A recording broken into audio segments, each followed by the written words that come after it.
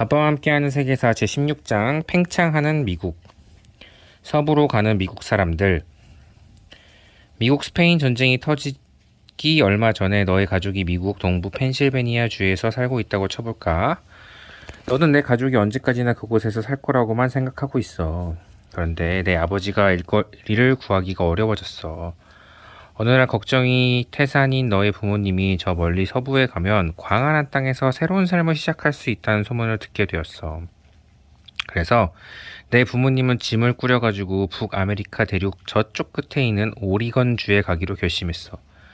너의 가족은 몇 마리의 황소가 끄는 수레를 타고 오리건 주로 가게 돼. 말이 아니라 황소가 수레를 끌게 하는 이유는 말은 서부 초원에서 자라는 풀을 먹지 않지만 황소는 그 풀을 아주 잘 먹기 때문이야. 그래서 수레에 황소에게 먹일 식량을 그리 많이 실지 않아도 되고, 따라서 너의 식구가 먹을 음식을 훨씬 더 많이 실을 수 있는 거지. 너와 내 부모가, 형제가 안전하게 오리건주에 도착하기 위해서는 대략 450kg 정도의 음식을 가지고 가야 돼. 450kg이라면 요새 흔히 보이는 큼지막한 픽업 트럭의 짐칸을 거의 가득 채울 분량이란다. 너의 가족도 오리건주로 가는 여느 가족과 크게 다르지 않다면 짐을 너무 많이 꾸려가지고 왔다는 것을 곧 후회하게 될 거야. 수레에 실은 짐이 많으면 많을수록 수레가 무겁고, 그래서 황소의 걸음이 더디게 되는 것이지. 길을 가다가 보면 앞서 가는 수레들에서 옷가지나 장난감이나 책이나 가구, 철제 난로 같은 것을 길가에 내던지는 모습을 흔히 보게 될 거야. 수많은 가족들이 새로운 삶을 살아보려고 오리건주로 갔단다. 그래서 서부로 가는 그 길은 오리건 트레일이라고 불리게 되었고, 지금도 그렇게 불리고 있단다. 트레일은 산길이란 뜻인데, 지금도 그 산길에는 수천 대의 수레들이 지나간 자국이 덜어 남아있다는구나. 너무도 멀고 힘든 길이었어. 식구가 많은 집의 경우는 식구들이 전부 수레에 탈 수가 없어서 번갈아가며 걸어야 했어. 닳아버린 신발을 버리고 맨발로 걷느라 발이 터지고 갈라지기 일쑤고, 억수같이 퍼붓는 빗속에서 걸어야 했어. 빗속을 걷다가 벼락을 맞아 죽은 사람도 간혹 있었고, 포도 알갱이만한 우박을 맞아가지고 머리에 피멍이 든 사람도 한둘이 아니었단다. 또 병이 든 사람도 물론 많았는데, 특히 콜레라라고 하는 급성 전염병에 걸리면 불과 몇 시간 만에 그냥 죽어버리기도 했단다. 사람들은 죽은 식구를 길가에 묻고 또 걸음을 재촉하는 수밖에 달리 방도가 없었어. 그들은 밤마다 길가에 천막을 쳤어. 그리고 아침엔 해가 뜨기 전에 일어나서 땔감을 주워다가 불을 피워야 했지. 불을 피우지 않으면 뜨거운 음식을 먹을 수가 없었거든. 그나마 드넓은 서부의 평원지대에 도착했을 때는 불을 피운 나무를 구하기가 너무 어려워졌어. 그래서 앞서간 수레들이 버린 의자나 탁자 같은 것들을 주워서 불을 피워야 했고, 또 버팔로의 바짝 마른 똥을 모으기도 했어. 그들은 나무만큼이나 잘 타고 오래간 그 똥을 버팔로 장작이라고 불렀대. 근데 버팔로의 똥마저도 구하기 어려울 때가 있었어. 그러자 사람들은 음식을 날로 먹어야 했어. 오리건 트레일을 따라 서부로 가던 세뮤얼 파커라는 목사는 이렇게 썼단다. 우리는 아침에도 점심에도 저녁에도 많은 빵과 베이컨을 먹었다. 불을 피울 나무를 구한 날은 익혀서 먹었지만, 푸른 풀밖에 아무것도 보이지 않는 곳에서도 날 것을 그냥 먹어야 했다. 서부로 가는 그 길은 6달이 걸렸어. 하지만 그렇게도 멀고 험한 길을 가겠다고 나서는 사람들이 날이 갈수록 늘어났어. 조지아주의 애틀랜타로부터 매사추세츠주의 보스턴에 이르기까지 동부의 모든 도시들은 이미 인구가 넘쳐나고 있었어. 그래서 노동자들이 일자리를 구하기가 너무도 어려웠지. 한편 시골에서도 젊은 농부들이 토지를 사는 일이 너무도 어려웠어. 그래서 보스턴과 뉴욕과 필라델피아와 리치먼드와 찰스턴 등 수십 개의 도시들에서 수많은 사람들이 서부를 향해 길을 떠나기 시작했어. 수많은 사람들이 서부로 이주하자 미국 정부는 그곳을 미국의 영토로 만들고 싶었어. 그래서 정부 관리들이 그들을 따라가서 그 광활한 서부의 땅을 여러 토막으로 나누고 그 하나하나를 준주로 불렀어. 한 준주의 인구가 6만이 되면 그들은 공식주로 승격시켜달라고 의회에 요청했어. 준주가 미국의 공식주가 되면 주민들이 대표를 선출해서 의회에 보낼 수 있고, 또 그들 자신의 정부를 가질 수 있게 되는 거야. 미국이 멕시코로부터 빼앗은 텍사스주 이후 아이오와 준주가 남북 전쟁이 터지기 훨씬 전인 1846년에 최초로 공식주로 승격되었고, 애리조나주는 1912년 2월에 마지막으로 공식주가 되었단다. 그러나 한 가지 문제가 있었어. 동부에서 서부로 온 사람들이 정착한 서부의 준주들은 그냥 비어있는 땅이 아니었던 거야. 그곳에는 미국인이 인디언이라고 부르는 원주민이 아득한 옛날부터 살고 있었단 말이야. 미국 서부의 주들과 도시들 중에서 원주민의 언어에서 그 이름을 따온 경우가 매우 많아. 예를 들어 네브래스카주는 잔잔한 물이라는 뜻의 오토 부족의 말에서 온 것이고, 미네소타주는 하늘빛이 서린 물이라는 뜻의 다코타 부족의 말에서 온 것이란다. 원주민들은 처음에는 대개 이주민들에게 호의를 보였어. 그러나 날이 갈수록 더 많은 사람들이 몰려오자 그들은 이대로 가다가는 땅을 다 빼앗기고 말 것이라는 생각을 하지 않을 수가 없었어. 그래서 그들은 그들의 마을과 사냥터들을 이주민들이 넘보지 못하도록 방어하기 시작했단다. 그러자 미국 정부가 군대를 보냈어. 말을 타고 달리며 활을 쏘는 원주민들과 최신식 소총으로 무장한 군대의 싸움이 벌어졌어. 서부의 모든 곳에서 크고 작은 전투가 끊이지 않았어. 그러나 미국 군대는 병사의 숫자만을 가지고서도 마침내 원주민들을 그들이 항상 살아왔던 땅에서 쫓아냈어. 그리고 미국 정부는 여러 곳에 보호구역이라는 것을 정하고 거기에 원주민들을 몰아넣었어. 그리고 그들에게 지정된 장소에서만 살고 절대로 바깥으로 나오지 말라고 했어. 서부의 곳곳에 보호구역이 정해진 이후에도 원주민들은 끈질기게 저항했어. 지금의 몬태나주가 된 준주에서는 수족의 추장이자 크레이지 호스라는 이름으로 잘 알려진 원주민 지도자가 그의 부족들이 보호구역에서 수용되는 것을 거부했어. 그는 전사들을 한데 모아서 리틀 비콘 강 근처에서 미국 군대와 대판 싸웠단다. 크레이지 호스가 이끄는 원주민 전사들과 싸우러 간 부대의 사령관은 조지 암스트롱 커스터라는 이름의 유명한 장군이었어. 커스터는 남북전쟁에서 싸웠던 경력이 있고 가장 어린 나이에 미국 육군 장군이 된 군인이었어. 그가 이끄는 부대는 고작 250명가량밖에 안 되었는데 그는 크레이지 호스의 부름에 득달같이 달려온 원주민 전사 수가 거의 4,000명이나 된다는 사실을 모르고 있었어. 병사들을 이끌고 리틀 비콘 전투가 시작한 커스터는 부하 전원과 함께 죽음을 당했단다. 또 한 명의 유명한 원주민 전사가 있었어. 제로니모라는 이름의 아파치족 추장인데 그는 한 무리의 부하들을 이끌고 보호구역을 뛰쳐나왔어. 그리고는 부하들에게 이렇게 말했단다. 나는 사방에서 바람이 거침없이 불어오고 햇빛을 가릴 것이라고는 아무것도 없는 대평원에서 태어났다. 나는 막힌 데라고는 없는 곳에서 태어났다. 그러니까 제로니모는 너무도 답답한 보호구역에서 죄수처럼 살기를 거부하고 전사들과 함께 탈출했던 것이야. 그리고 그들은 꼬박 1년 동안 지금 뉴멕시코와 애리조나주가 된 준주들을 쑤시고 다니면서 게릴라전을 벌였어. 그러나 제로니모는 끝내 포로가 되었어. 그가 태어난 그 땅에 다시 돌아가지 못한 채 23년을 더 살다가 죽었단다.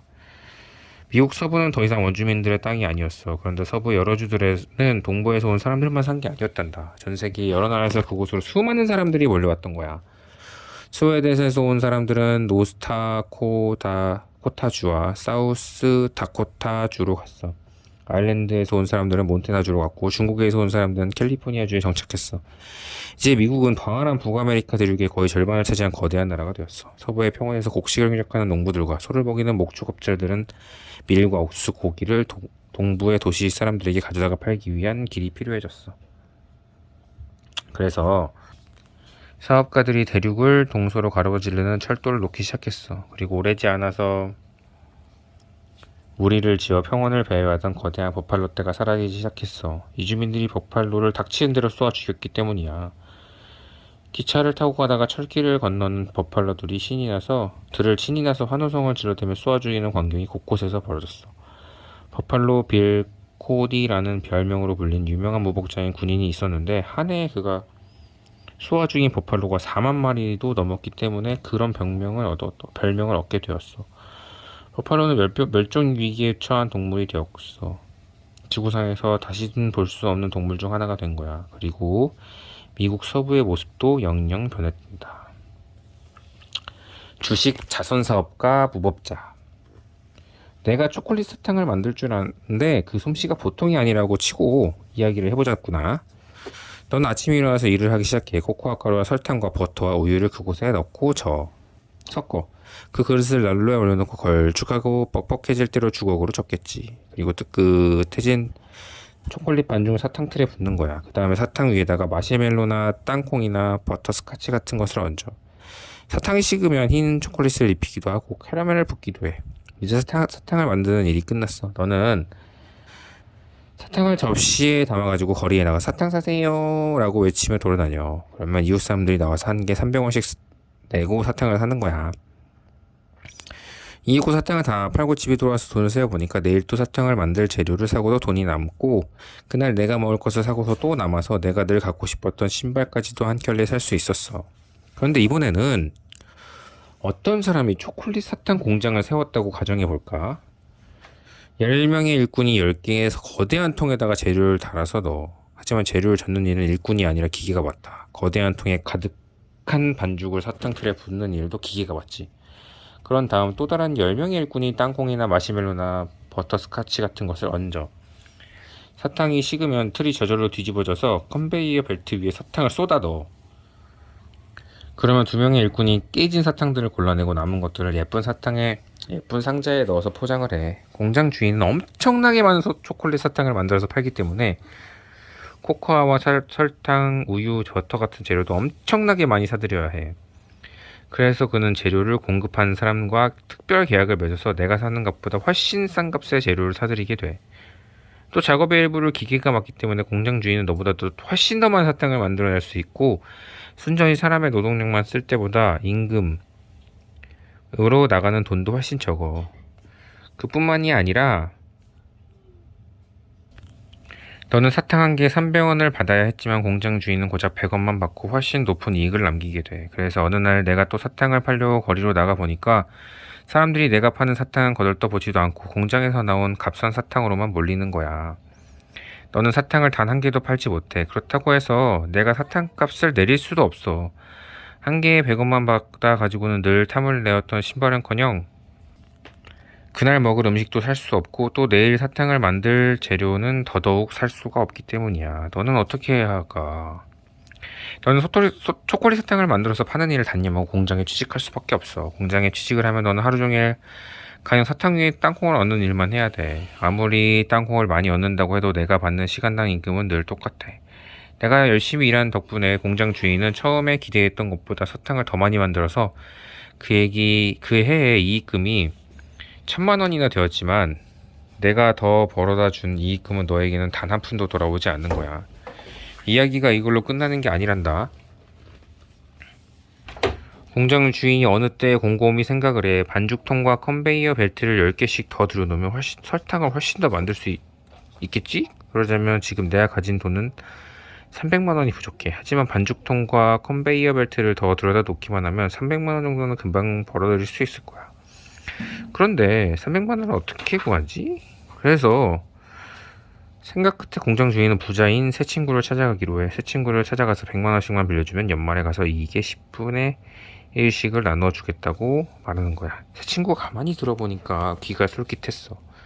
그래서 세 사람이 100만 원씩 내놓았어. 그의 말에 그 공장은 2천만 원의 이익을 남겼어. 새 친구는 각자 그 10분의 1인 200만 원씩 받았고, 공장 주인은 1,400만 원을 가졌어. 결과적으로 그는 공장을 확장해서 더 큰 부자가 되었고, 새 친구는 빌려준 100만 원 말고도 또 100만 원이 생긴 것이야. 모두가 행복해졌어. 너만 빼고. 너는 이익금이 1000만 원이었던 작년에 2000만 원이 된 금년보다 똑같은 임금을 받고 일했으니까. 1900년 무렵에 미국에서는 바로 이러한 현상이 일어나기 시작했어. 200여 년 전만 하더라도 대다수의 사람들이 집에서 손으로 만든 것을 내다 팔아서 돈을 벌었어. 그러나 공장이 생기자 옷감이나 쟁기나 망치나 빵 같은 예전에 사람들이 집에서 손으로 만들었던 것과 똑같은 제품을 훨씬 더 싼 값에 만들 수 있게 되었어. 그래서 집에서 일을 하던 사람들이 더 이상 못 견디고 공장에 취직하지 않을 수 없게 되었지.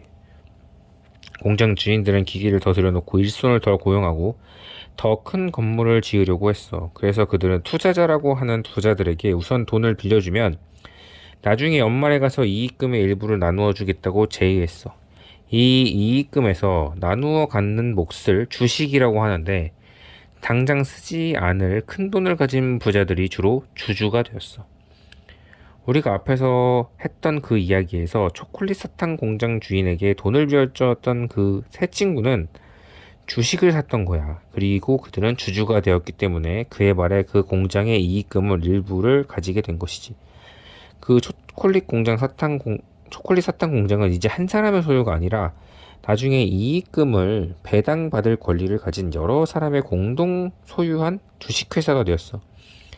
주식을 사는 일이 사람들 사이에서는 점차 널리 퍼졌어. 현명한 판단력에다가 행운까지 겹친다면 엄청난 돈을 벌 수가 있었어. 막대한 이익을 남길 것으로 판단되는 회사의 주식을 10만 원어치 샀다가 연말에 100만 원의 배당금을 받는 경우도 있었어.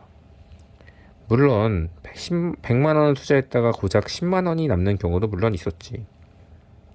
여러 회사의 주식을 산 주주들은 믿어지지 않을 정도로 엄청난 부자가 될 수 있었어. 그렇게 번 돈으로 화려한 요트를 사고 금부치가 번쩍이는 대리석 욕실을 만들고 다이아몬드 목걸이를 사는 등 온갖 사치를 일삼는 사람들도 있었어. 하지만 주식을 사서 큰 돈을 번 사람은 마땅히 가난한 사람을 위해서 그 돈을 써야 한다고 믿었던 사람이 있었단다. 그러한 유명한 사람들 중에 앤드류 카네기라는 사람이 있었어. 그는 스코틀랜드에서 태어났는데 13살 때 부모를 따라 펜실베니아로 왔어. 그는 미국에 오자마자 면직 공장에 취직을 했단다. 그러나 그는 평생을 공장 노동자로 살 생각은 애초에 없었어. 그는 야간 학교에 들어갔고 어떤 일이든 열심히 했단다. 30대에 들었었을 때 카네기는 미국에서 최대로 손꼽히는 철강 회사를 소유하고 있었어. 그는 그의 카네기 철강 회사는 1900년에 4천만 달러의 이익을 남겼어. 그 회사 주식 절반 이상이 카네기의 소유였기 때문에 그 막대한 이익금의 절반 이상이 그의 차지였어. 그는 단 한 해에 2,500만 달러 이상을 벌었던 거야. 카네기는 그 돈을 어떻게든지 더 많이 남을 위해서 써야 한다고 믿었어. 그는 어떤 글에서 남을 위해서 좋은 일을 하려는 심성을 가진 사람들이 믿어지지 않을 만큼 엄청난 부자가 되는 것이 그 사회를 위해서 좋은 일이라고 말하면서 이렇게 썼단다. 탁월한 지혜와 풍부한 경험과 뛰어난 관리 능력으로 가난한 형제들의 대리인이자 수탁자로 복무하는 것, 그들이 스스로를 위해서 할 수 있는 것보다 훨씬 더 나은 것을 그들에게 해주는 것이 부자의 의무이다.